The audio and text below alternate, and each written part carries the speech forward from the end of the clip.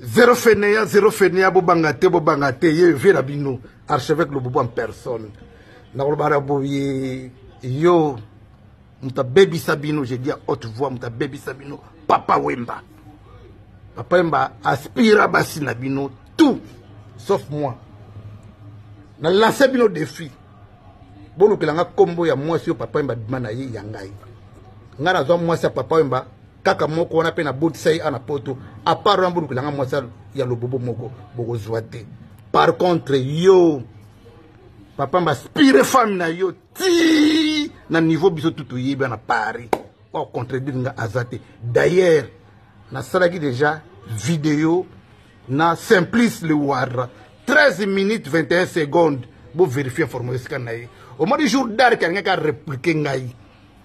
Tant que Pekista qui na saraki déjà vidéo na Simplice le Ouattara 13 minutes 21 secondes petit au trésor ngando na lancé un défi petit na ngai trouve-toi ce qu'on appelle les papiers ici en Europe omoni yango luka ka mikanda omoni mukanda luka mukanda oyo akisa batu mukanda na yo bondenga laksi mikanda na ngai archevêque Lobobo Modogo a sans papier na poto trésor ngando sans papier na poto na ye pas zoba ya bazoba tout ya ba sapera monda tie Patrick Meka yo nganga botsa mwasi na yo bana mibale nganga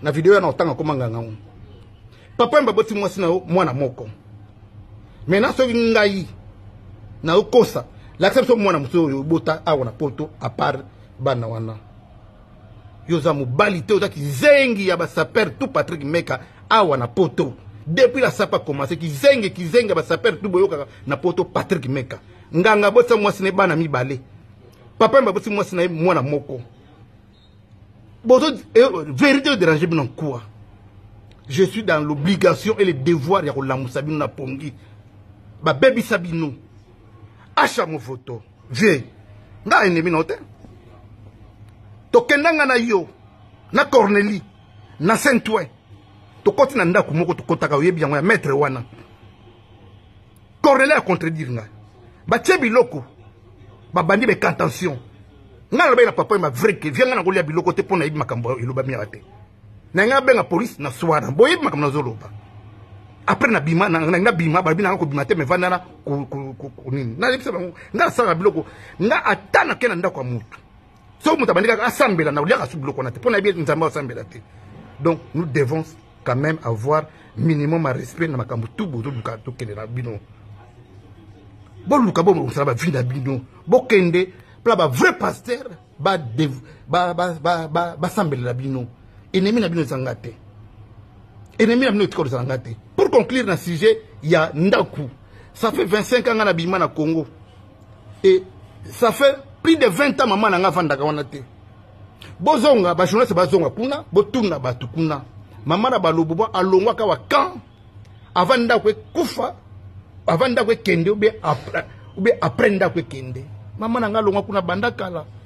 Ma mère elle n'habite pas là-bas. Ma mère elle habite dans la zone de Kinshasa.